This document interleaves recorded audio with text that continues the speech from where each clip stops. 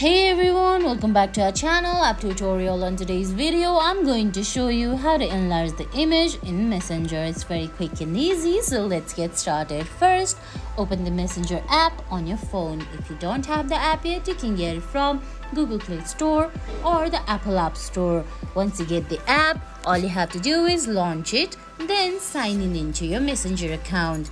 Now on the screen you can see at the top left corner there's 3-bar menu. At the top right corner there's create a new message option, and at the bottom there is chats and stories. Now at the middle you can see your old conversations. Open the conversation where you have the image that you want to enlarge. Tap it open. Then to enlarge it, just double tap, then swipe here and there to see the enlarged version of every part of the picture. And guys, that's it. That's how you enlarge the image in Messenger. I hope you found this video helpful. If you did, please give it a thumbs up, leave a comment, subscribe to our channel and hit that bell icon. See you in the next video. Thanks for watching.